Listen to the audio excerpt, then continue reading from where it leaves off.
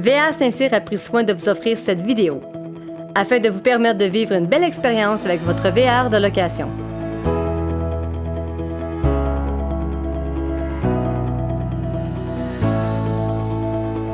Voici le réservoir de propane. Pour ouvrir ou fermer le réservoir, tournez cette valve. Pour le remplissage, uniquement des gens certifiés peuvent le faire. Pour la vidange septique, enlevez le bouchon. Connectez le boyau d'égout et mettre l'autre bout dans la fosse septique. Tirez sur la valve noire. Quand la vidange est terminée, repoussez la valve pour la refermer et faire la même étape avec la valve grise. Déconnectez le tout et replacez le bouchon.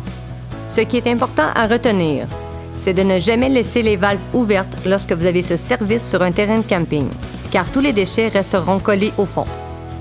Le branchement de l'eau au camping se fait sur CityFill. Et pour remplir la réserve d'eau, on se branche sur TankFill.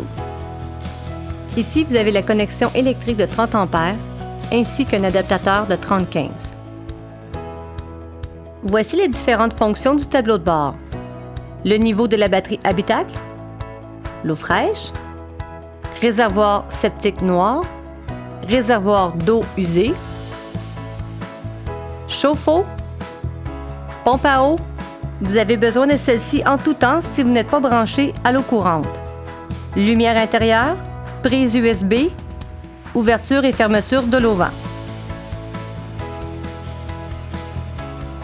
Pour le chauffage, cela se met en fonction ici. Avec le curseur, vous déterminez la température désirée. Le chauffage fonctionne au propane. L'air climatisé fonctionne uniquement lorsqu'elle est branchée sur une connexion de 30 A. Pour un bon fonctionnement du frigo, vous devez le mettre en mode automatique comme ceci. Sur la route ou en mode autonome, il fonctionnera sur le propane. Et lorsqu'il détectera de l'électricité, il va se transférer automatiquement et vice-versa. Si un problème électrique se produit, vérifiez les disjoncteurs ainsi que les fusibles.